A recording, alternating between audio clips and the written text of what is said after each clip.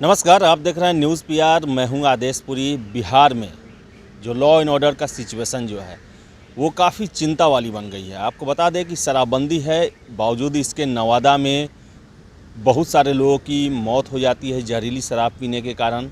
हालांकि अभी कारण पूरी तरह से स्पष्ट नहीं है, लेकिन इसकी गुंजाइश से भी इनकार नहीं किया गया है। वही मधुबनी की बात करें तो 5 लोगों की होली के दिन हत्या कर दी जाती है। और एक बार फिर से बिहार में जातीय हिंसा जैसे शब्द जो हैं वो आने शुरू हो गए हैं। इसके अलावा बिहार सरकार जो है सशस्त्र पुलिस बल विधानसभा में पेश करती है, और पेश करने के दौरान जैसी गतिविधियां अपनाई जाती है उस पर भी पूरे देश में काफ़ी ये चिंता का बात होता है, विषय बनता है कि कैसे विधानसभा में इसे पास कराया गया। इसके अलावा हम बात करेंगे बिहार में होने वाली भर्तियों को लेकर, और ख़ासकर पुलिस विभाग में होने वाली भर्तियों को लेकर। हमारे साथ हैं अभयानंद जी, हैं बिहार के पूर्व डीजीपी रहे हैं, इनसे ही हम बात करेंगे। सर, सबसे पहले सर अभी हम बात करेंगे मधुबनी के कांड को लेकर। मधुबनी में जैसा हुआ सर दिन दहाड़े होली के दिन, और इसका सर जातीय हिंसा से नाम दिया जा रहा है। 90 के दशक में काफ़ी फेमस हुआ था, बिहार में बहुत ज़्यादा जातीय हिंसा हुआ था, नरसंहार हुआ था। क्या आपको लगता है सर ये नरसंहार उसी श्रेणी में है या फिर कुछ अलग हटके है, ये आपसी विवाद कह सकते हैं? आदेश जी, मुझे अंदरूनी जानकारी है नहीं कि ये घटना क्यों हुई, कैसे हुई। सोशल मीडिया पे जो पढ़ रहा हूँ उस पे कमेंट करना मेरे लिए उचित नहीं है, लेकिन जो विशेषण इस अपराध के साथ लगाए गए हैं, अर्थात नरसंहार और जातीय आधारित नरसंहार, ये थोड़ा विचलित करती हैं, क्योंकि इन शब्दों का प्रयोग करीब 20 वर्षों से नहीं हुआ था किसी भी अपराध में। ये पुनः ये शब्द लौट के आ गया है। मुझे ऐसा लगता है कि ये अच्छी चीज़ नहीं है। ये शब्द डिक्शनरी से समाप्त हो चुका था और ये पुनः फिर से वापस आ गया है। ये लॉ एंड ऑर्डर के लिए कोई बहुत शुभ संकेत नहीं देता है। एक्चुअली हुआ क्या होगा या क्या हुआ था वहाँ, कई तरह की कहानियाँ, कई तरह के थियरीज आ रहे हैं, लेकिन सोशल मीडिया ने इसको यूज़ करना शुरू कर दिया है। सर, मैं जानना चाहता हूं कि आप 90s के उस समय में थे, आप एसपी डीआईजी उस समय थे, आईजी रैंक पर थे। क्या वैसे सिचुएशन बिहार में फिर से आ सकते हैं, या फिर मैं पूछूं तो उस समय आखिर ऐसा क्या सिचुएशन था कि ये जातीय हिंसा उसमें बिहार में बहुत ज़्यादा हुआ? जितने तरह के भी अपराध होते हैं उसमें से जो मेजॉरिटी अपराध है उसका क्रिमिनोलॉजी में मेरे पास जो आंसर है या जो मेरा थियरी है, जिस पर मैंने अपनी पुलिसिंग को आधारित किया था, वो था इकोनॉमिक्स। मेरा अपना मानना है कि पैशन से जो अपराध होते हैं उसी में इकोनॉमिक्स नहीं होता है। अन्यथा ये जितने भी आप जातीय बताएं, धार्मिक बताएं, ये सब के पीछे इकोनॉमिक्स होता है। जैसे एक जगह कोई माइनॉरिटी अगर हो तो उसके पास अगर प्रॉपर्टी होगा तो उसके इर्द गिर्द के मेजॉरिटी की नज़र उसके प्रॉपर्टी पर आती है और वो कोशिश करता है कि ये यहाँ से इतना परेशान हो जाए कि भाग जाए, और अगर भागेगा तो प्रॉपर्टी उसका रह जाएगा हमारे पास, क्योंकि प्रॉपर्टी लेके कोई नहीं भागता है। ज़मीन मकान वो आप अपने साथ नहीं ले जा सकते हैं। इनफैक्ट एक कमीशन ऑफ इंक्वायरी इसी सरकार के द्वारा सेटअप की गई थी, NN Singh commission, Bhagalpur rights के संबंध में। उसमें भी एक टर्म्स ऑफ रेफरेंस आया था कि जब ये अपराध हुआ भागलपुर राइट्स में, तो क्या प्रॉपर्टी का ट्रांसफ़र हुआ उस अपराध के विद इन 5 इयर्स उस रीजन में, और ये टर्म्स ऑफ रेफरेंस में था।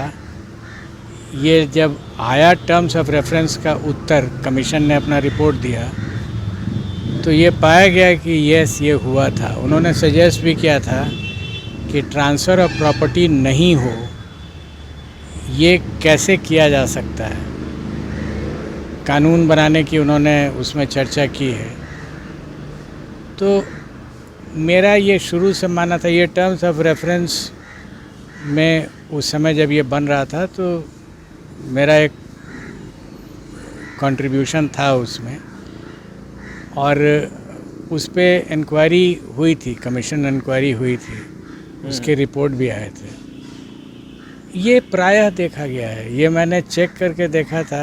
ट्रेनिंग में इंग्लैंड गया था, एथनिक राइट्स हुए थे वहाँ, वही हम लोगों को दिखाया गया था, पढ़ाया, करीब 20 दिन रहा था मैं वहाँ। मैंने ये प्रश्न पूछा था वहाँ की पुलिस से भी कि एथनिक राइट्स में ये पार्ट जो होता है कि जो माइनॉरिटी है वो भागता है वहाँ से, तो उसके प्रॉपर्टी को कौन लेता है, और जो लेता है उसका रियल इंटरेस्ट है उस राइट्स में, और इसके इंटरेस्ट को कर्टेल किया जा सकता है कि नहीं, कानून के माध्यम से इसको रोका जा सकता है कि नहीं। जब भी राइट्स होंगे तो पीछे में थोड़ा रिमोटली ट्रांसफ़र ऑफ प्रॉपर्टी होता है, और ख़ास करके इमूवेबल प्रॉपर्टी। और ये मैंने देखा है कि ये सही है। इसको भागलपुर में ही 1930s में एक राइट हुआ था। मेरे पिताजी ने मुझे कहानी सुनाई थी, उनको जानकारी थी उसकी। वहाँ पर भी राइट्स में पुलिस वही एक राइटर को पकड़ी, दूसरे को पकड़ी। वो पकड़ने से बहुत इम्पैक्ट नहीं पड़ता है। अगर आप जिनका रियल इंटरेस्ट है, जो चाहते हैं कि प्रॉपर्टी हमको मिल जाए, जब भी वैक्यूम क्रिएट हो तो प्रॉपर्टी हमारे हाथ में है, उनके प्रॉपर्टी को आप आने नहीं दें, लेने नहीं दें, तो उनका रियल इंटरेस्ट नहीं रहता है फिर राइट्स में। हाँ, थोड़ी बहुत घटनाएं हो जा सकती हैं, बट बहुत डीपली नहीं होंगी। तो आपने बताया कि ये जो जितने भी जातीय हिंसा या कोई भी होता है, इसमें सबसे बड़ा अर्थ उसका कारण होता है। अगर हम बात करें सर शराबबंदी की, नवादा में 20 लोगों के आसपास जो है जहरीली शराब पीने से उनकी मौत हो गई है। शराबबंदी बिहार में 5 सालों से लागू है, लेकिन फिर भी जो है इसको लेकर हाय तौबा मचता है, सरकार को घेरा जाता है। आखिर क्यों नहीं सक्सेसफुल हो पा रहा है? क्या इसकी भी जड़ में जो है वो अर्थ सबसे बड़ा कारण है क्या? हाँ बिल्कुल। आफ्टर ऑल आप ऐसा सोचिए कि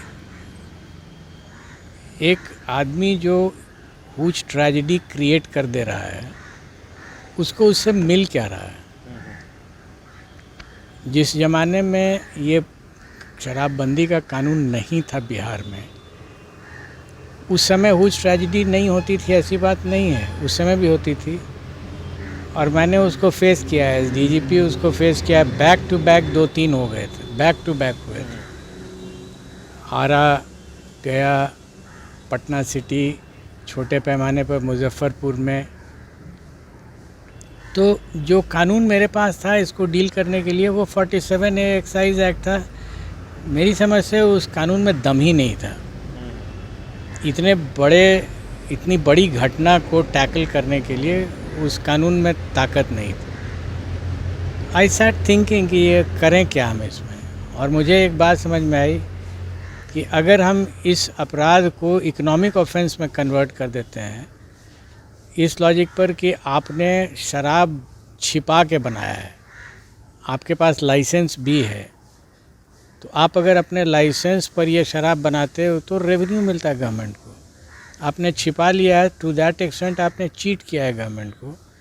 तो हम उसका कैलकुलेशन कर देते थे कि कितना अर्थ आपने गवर्नमेंट को चीट किया है। उसके लिए I was not interested in counting bottles. हम बॉटल गिनते नहीं थे उस समय। हमारा इंटरेस्ट था कि अगर इलीगल एक्टिविटी करेगा तो कुछ तो कच्चा चिट्ठा उसके पास होगा वहाँ। तो हम उसका हाउस सर्च करते थे कच्चा चिट्ठा निकालने के लिए, कितना बिज़नेस पहले कर चुका है और कहाँ तक ये बिज़नेस जा रहा है। एक forward link and backward link हम निकालते थे, उनके ट्रक्स कितने आए थे वहाँ। तो इसको पकड़ करके हमने आर्थिक रूप से इनका पकड़ा कि आपने इतना पैसा तो गवर्नमेंट का चीट कर लिया है, ये केस होगा।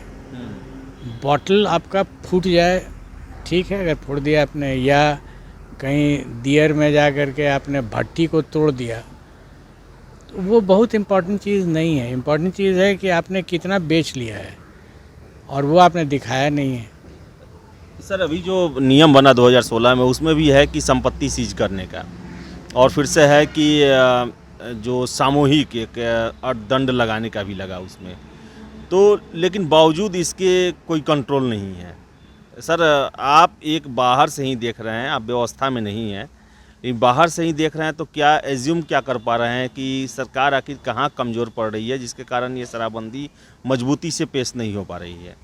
एक बार मैंने इस लाइन पे उस एक्ट को, जो नया एक्ट है, नया इस सेंस में कि मेरे आने के बाद का, मेरे निकलने के बाद का है, तो मुझे ऐसा लगा कि पूरी प्रॉपर्टी के कन्फिस्केशन का उसमें नहीं है।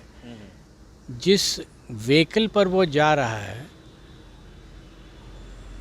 या जिस कमरे में है, कुछ इस तरह की बात है, लेकिन आप उस मोमेंट का आप निकाल रहे हैं। जैसे व्हीकल पे इलीगल शराब है तो वो उस मोमेंट का है, लेकिन आप कितना बिजनेस कर चुके हैं पहले से, जिसको मैं बैकवर्ड लिंकेज बोलता था। तो वो बैकवर्ड लिंकेज को अगर हम वर्कआउट करेंगे, कुछ तो उसमें कच्चा चिट्ठा मिलेगा ही, मोबाइल्स मिलेंगे, उसको अगर आप इन्वेस्टिगेट कर लें कि ये कहाँ से आ रहा है और क्या बैकवर्ड लिंकेज है इनका, और हर केस में ये किया जाएगा, तो इम्पैक्ट तो पड़ेगा। क्योंकि मैं आपको बार बार बोल रहा हूँ कि जिस समय नहीं था ये कानून, उस समय भी मैंने इसको अप्लाई किया था एक लॉजिक के थ्रू, पुराने ही कानून को, आईपीसी को ही यूज़ करके किया था। ये कानून नहीं था और फिर भी हमने अप्लाई किया था उसको, इकोनॉमिक ऑफेंस के थ्रू किया था। और पीएमएलए चूँकि मेरे पुलिस के पास में नहीं था, फिर भी हमने ईडी के थ्रू अटैच कराया था, और उन केसेस में अटैच हुए थे, इंटरिम अटैचमेंट हुआ था, उसको और आगे लॉजिकल एंड तक ले जाना था। तो जब कानून नहीं रहने के बाद भी हमने कानून को मैनेज किया था, पुराने कानून को उसमें उपयोग किया था, ये तो क्रिएटिविटी की बात होती है। अगला मेरा प्रश्न है सर कि जो ये सशस्त्र पुलिस अधिनियम बीएमपी के थ्रू लाया गया, बीएमपी को कन्वर्ट करने की बात की जा रही है, और सीएम साहब कहते हैं विधानसभा में कि अगर कोई कांड होता है, आतंकवादी हमला होता है, कोई अपराधी जो है बंदूक ले घूमता है, तो उसे पकड़ना है तो क्या वारंट के लिए अब जज साहब के पास जाएंगे? इसी के लिए उन्हें स्पेशल पावर दिया जा रहा है, और बिहार में हवाई अड्डा, मेट्रो, ये सब की सुरक्षा के लिए भी बीएमपी को उसी सीआईएसएफ की तर्ज पे बनाने का प्रयास किया जा रहा है। ज़रूरत क्या पड़ी इसकी एकाएक कि विधानसभा में इतने तेज़ी में विपक्ष को इस तरह से बंधक बना के बाहर फेंक के इस कानून को लाया गया? कारण क्या है इसका सर? अजय कीप सिंह, ये कारण तो मैं नहीं बता पाऊँगा, क्योंकि मैं उस डिलिब्रेशन का पार्ट नहीं रहा हूँ। बाहर से जो बात आती है मीडिया के थ्रू, उतनी ही जानता हूँ, लेकिन कुछ बातें मैं आपको बता सकता हूँ।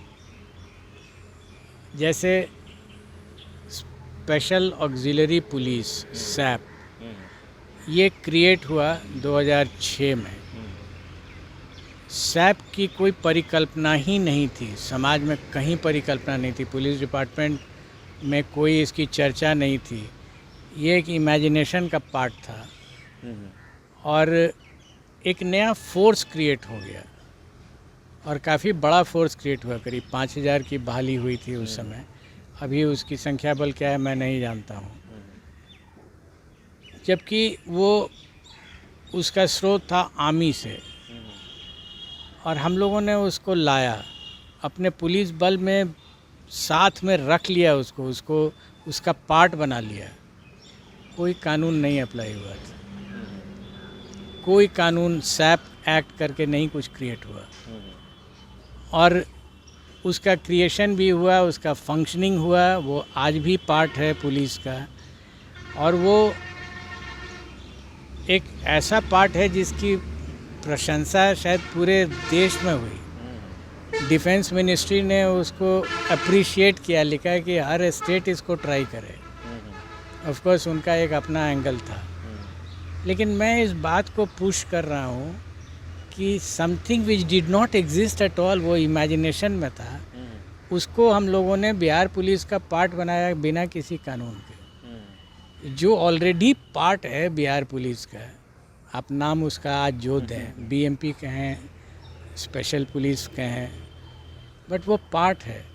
तो जब वो पार्ट है और उसको हम लोगों ने कुछ नाम दे करके चाहा है कि उसको फंक्शन कराएं, इसमें कानून की क्यों आवश्यकता पड़ जाएगी, ये मुझे समझ में नहीं आया। जबकि हम लोगों ने ऐसी सेम अगेन आर्ग्यूमेंट वही है, इकोनॉमिक ऑफेंस यूनिट नहीं था, एटलीस्ट इस फॉर्म में तो नहीं था। एक छोटा सा EOW करके एग्जिस्ट करता था, उसको हम लोगों ने क्रिएट किया। वो बहुत पावरफुल पार्ट हुआ पुलिस का। उसके जैसे मामला को भी खोला कई तरह की चीज़ें आई उसमें विजिलेंस एक्टिविटी हम लोगों ने स्टार्ट की, जिस पे बहुत चर्चा हो गई कि विजिलेंस क्यों करेगा पुलिस, एंटी करप्शन वर्क क्यों करेगा, और उसने किया। कहीं कोई कानूनी अड़चन नहीं आया। तो आर्थिक अपराध इकाई के लिए तो कोई कानून नहीं बनाया गया। एक गवर्नमेंट का नोटिफिकेशन था, एक पुलिस स्टेशन क्रिएट किया गया और एक थाना प्रभारी बनाया गया IG इकोनॉमिक ऑफेंसेस यूनिट को, और काम किया उसने। तो मेरा इतना ही कहना है आदिल जी कि पुलिस की अपनी परिकल्पना है कानून में। आपको उसके जो भी अंग हैं उसको जैसे भी काम कराना है वो सरकार को कराना है, कानून को उससे ज़्यादा मतलब नहीं है। कानून जब भी बनता है तो रूल्स एंड रेगुलेशंस का भी एक रहता है सेक्शन, उसमें आप क्रिएट कीजिए और काम कराइए। सर, जातीय हिंसा या दंगा जो कहें हम, जो कि 90 के दशक के खासकर 95 के बाद में बिहार में बहुत ज़्यादा हुए हैं, तो इसका सर मूल कारण आप क्या देखते हैं सर? इसके भीतर में क्या कारण है, और कुछ एग्जाम्पल हो तो उसको ज़रा लेके बताते जो आपने अपनी सर्विस के दौरान देखा। अपराध के संबंध में मेरा मानना है, crimes are never committed for fun, most of the crimes are committed for money. और इसमें मेरा मानना ये भी है कि जो सस्टेन्ड राइट्स हो जाते हैं सर्टेन एरियाज़ में, फॉर एग्ज़ाम्पल बिहार में जो लास्ट सस्टेन्ड राइट था वो भागलपुर में था, तो वहाँ भी जो मोटिवेटिंग फोर्स होता है वो ट्रांसफ़र ऑफ प्रॉपर्टी होता है, खास करके immovable property like house, land. तो जब भी कोई माइनॉरिटी के पास एक पर्टिकुलर रीजन में जहाँ वो माइनॉरिटी है, वो माइनॉरिटी X कम्युनिटी हो या Y कम्युनिटी हो, A कास्ट हो या B कास्ट हो, वो उसके प्रॉपर्टी पर मेजॉरिटी की नज़र रहती है और वो कोशिश करता है कि स्लोली उसको पुश आउट करें वहाँ से, जैसे कि जब ये खाली हो तो वो प्रॉपर्टी मेजॉरिटी के पास आ जाए। तो सबसे ज़्यादा इंटरेस्ट उसी मेजॉरिटी का होता है, नॉट बिकॉज वो they want to kill people but because they want to create terror. और टेरर इसलिए उसका भी मकसद है कि लोग भागेंगे तो हमको बेच के जाएंगे। इसको हमने एक एनहेंसिंग कमीशन बना था भागलपुर राइट्स के लिए, जिसका टर्म्स ऑफ रेफरेंस जब डिसाइड हो रहा था तो I was also asked to participate. हमने इसको दिया था अपनी तरफ से और वो रखा गया उसमें। एनहेंसिंग कमीशन ने इसको प्रोब किया था बहुत डिटेल में। मुझे याद है एजेंडा नंबर 3 था टर्म्स ऑफ रेफरेंस का, और उन्होंने होल्ड किया कि हाँ yes, after the rights for about 5 years transfer of property हुआ। जो विक्टिम्स से वो भागे वहाँ से और उनका प्रॉपर्टी ले लिया गया बाय अदर्स। तो ये जब रिज़ल्ट निकल कर के आया तो एक मन में बात आई कि नहीं, जो मेरा थियोरी था वो सही है, प्रॉपर्टी ट्रांसफ़र होता है राइट्स के बाद, और अगर किसी भी तरीके से कानूनी तरीके से इसके ट्रांसफ़र को रोका जाए तो बहुत ज़्यादा इंटरेस्ट लोगों का राइट्स में नहीं रहेगा, क्योंकि मर्डर करने के लिए राइट्स नहीं होता। जी, जैसा कि हम लोग भी जानते हैं कि जो दंगा जो है वो लूट के लिए जनरली होता है, लूट क्योंकि और ज़्यादातर शहरों में ही होता है, गांव में कम होता है।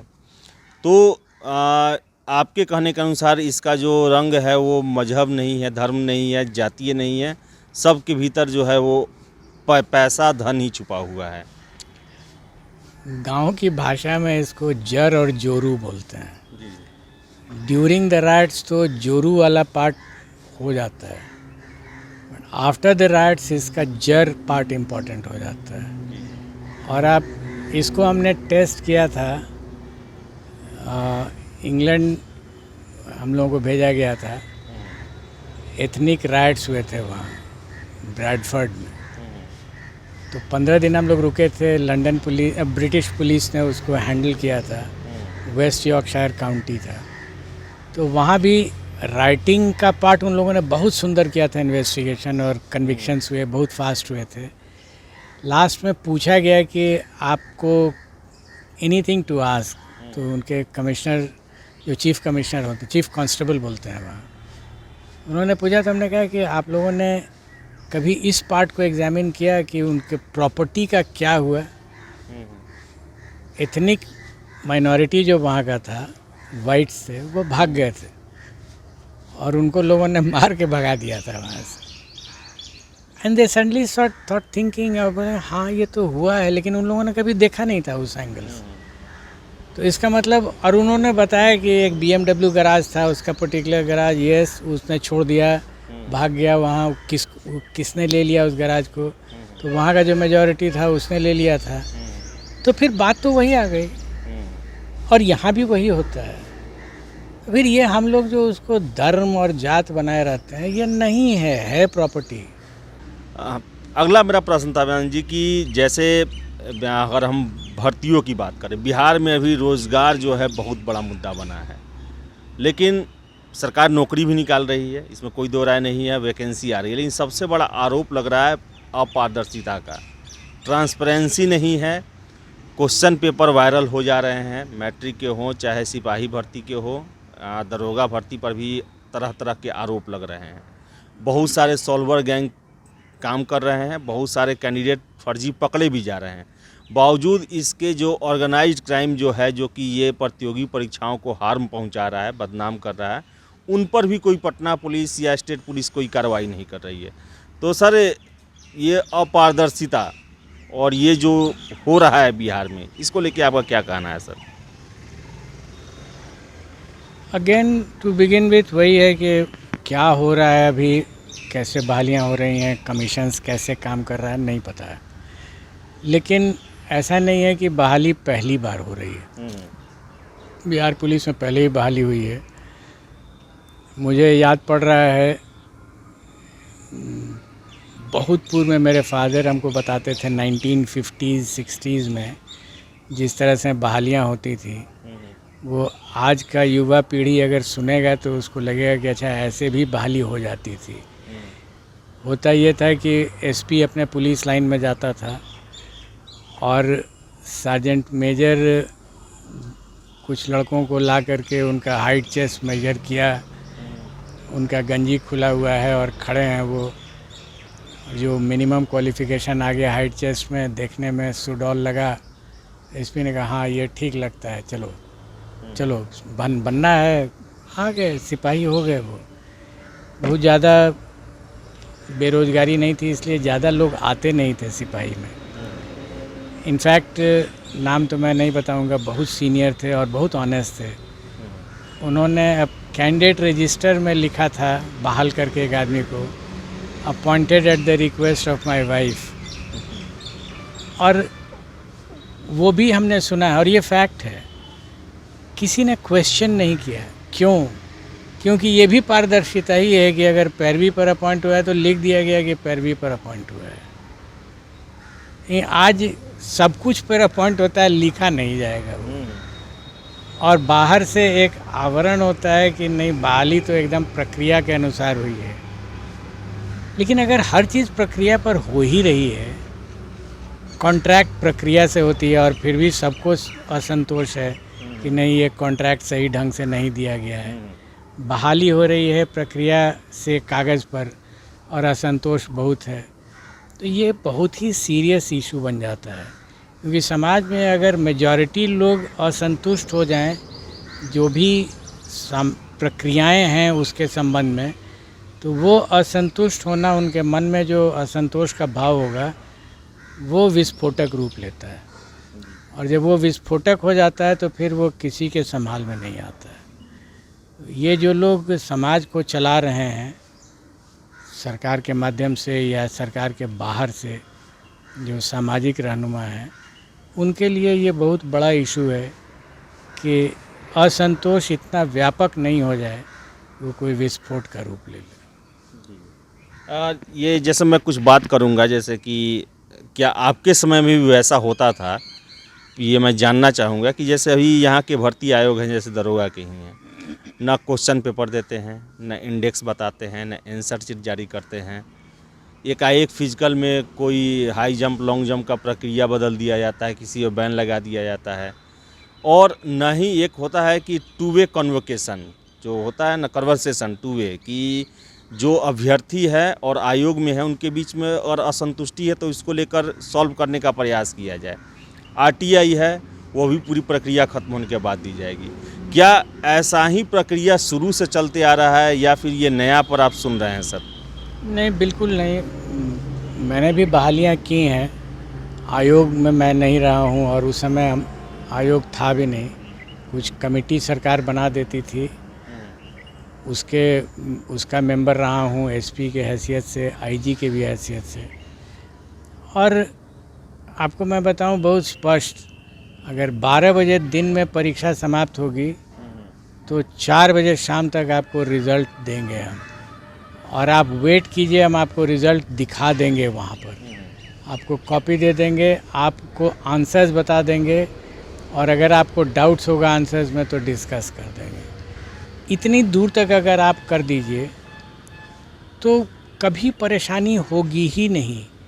जिसका नहीं भी होगा वो संतुष्ट होकर जाएगा कि मेरी कमी के कारण नहीं हुआ है, व्यवस्था की कमी नहीं थी उसमें। मैं आपको बताऊं, एक पर्टिकुलर बहाली में पूरे राज्य में हुआ था और उसको मैं ही कंडक्ट करा रहा था। तो जब बहालियाँ हो जाती थी उसका पूरा वीडियोज़ हमारे पास था, दौड़ रहा है, कूद रहा है, हाई जंप कर रहा है, एक एक बिट उसका वीडियो किया हुआ था। और उसके बाद हमने अपील का टाइम दिया था कि अगर आपको लगता है कि किसी गलत तरीके से आपको छांटा गया है तो आप आइए अपील में, और आपको हम एक एक करके बुला करके आपका ही वीडियो आपके सामने दिखा देंगे। जैसे एक केस में एक लड़का आया था, मुझे याद है, उसने कहा कि मैंने सर लॉन्ग जंप किया था। हमने कहा आइए आप देखिए। उसने पहचाना अपने को फ़ोटो में, वीडियो में, और फ्रीज़ करके उसको दिखा दिया कि पैर आपका कहाँ लैंड किया है। लाइन के पीछे था उसका पैर, और उसको इम्प्रेशन था कि वो कूद गया है। क्योंकि वहाँ स्पीड में चलता रहता है इसलिए अंदाज़ नहीं लग रहा था उसको। उसने 3 बार देखा अपना वीडियो, एक शब्द नहीं कहा, मुड़ी अपना गाड़ा और चला गया वहाँ से। अगर हम नहीं ये किए रहते, ज़िंदगी भर उसको वो अपने आप को कोसता रहता, वो कितनी जगहों पर कहता कि मैं तो कूद गया था, हमको गलत छांट दिया गया। ये असंतोष नहीं होना चाहिए। सर, क्या आरोप जो लगता है बिहार में, एक धांधली बड़ा ही प्रचलित शब्द है कि धांधली हो गया, चाहे मैट्रिक हो या कोई भी एग्ज़ाम हो, इवन बीपीएससी पर भी आरोप लगा हुआ है। कभी सर आप देखे हैं आप अपने नज़रों में कि कहीं कुछ गड़बड़ किया गया हो? ऐसा कभी आपको लगा है, आपको आभास हुआ है? अगर हुआ है तो सर उसका एग्जाम्पल ज़रा देते सर। आपको एग्जाम्पल तो नहीं बताएंगे, लेकिन एक चीज़ बताते हैं जो उससे बहुत नज़दीक है। आपको अगर शक हो जाए कि आपको एक असाध्य बीमारी हो गई है तो शक से मरने से बेहतर है कि उसको चेक ही कर लिया जाए कि वो बीमारी है या नहीं। अभी समाज में हो क्या रहा है कि धांधली हुई तो पूरा समाज शक से ग्रसित हो गया है। क्यों नहीं चेक करा लेते हैं? एक ही केस को लीजिए, उठाइए और पूरा A to Z चेक कर दीजिए। वंस फॉर ऑल वो शक ख़त्म हो जाएगा। या अगर है तो फिर सोचना पड़ेगा कि क्या करना है। ये प्रॉब्लम है, ये मशीन ठीक नहीं है, ये आदमी ठीक नहीं है, पूरा समाज उसको बोलने लगता है। और जब बोलता है तो लगातार वन आफ्टर द अदर हर आदमी बोलने लगता है, वो उसको जाने या नहीं जाने। तो जो लोग इस व्यवस्था को चला रहे हैं उनके लिए लाजमी हो जाती है कि उस चीज़ को एंड टू एंड चेक कर लीजिए, तो सबका शक का निवारण हो जाएगा। या अगर शक प्रमाणित हो गया तो फिर कार्रवाई कीजिए। सर जैसे अगर दरोगा और सिपाही जो हैं, अगर जिस तरह सॉल्वर गैंग बैठ रहे हैं, जो आरोप लगता है कि गलत छात्र जो हैं वो पास कर जा रहे हैं, निकल जा रहे हैं, क्या लगता है सर अगर ऐसे लोग बिहार पुलिस के अंग बनेंगे? दरोगा सिपाही आधार स्तंभ होते हैं क्योंकि एग्जीक्यूटिव वही होते हैं देखा जाए तो बिहार क्या फिर से लॉ एंड ऑर्डर का सिचुएशन आगे खड़ा हो सकता है? क्योंकि 2 नंबर तरीके से आएंगे लोग तो 2 नंबर के ही काम करेंगे सर्विस में भी। पब्लिक फील्ड में जो भी हों, सिर्फ पुलिस ही में नहीं, हर जगह पे टीचर हो सकते हैं, वो किसी दूसरे विभाग के सदस्य हो सकते हैं, जिनका सामान्य आदमी से वास्ता पड़ता है, उनमें नैतिक बल होना बहुत ज़रूरी है। और अगर नैतिक बल होता है तो उसकी बात हर आदमी मानता है। इसलिए आवश्यक है कि जो व्यक्ति सेलेक्ट होकर के आए वो छोटे ही पद पर हो, वो सिपाही क्यों नहीं हो, चपरासी क्यों नहीं हो। पब्लिक को भी लगे कि ये आदमी अपने नैतिक बल के आधार पर आया है, अपनी क्षमता के आधार पर आया है, और उसको भी लगे कि मैं तो क्षमता के आधार पर आया हूँ। तो जो इंटरैक्शन होगा वो बहुत ही, इंग्लिश में सलूब्रियस कहते हैं उसको, इतना सुंदर इंटरैक्शन होता है, उसको किसी अन्य शक्ति की ज़रूरत नहीं पड़ती और ऐसे ही ऑपरेट कर लेता है वो।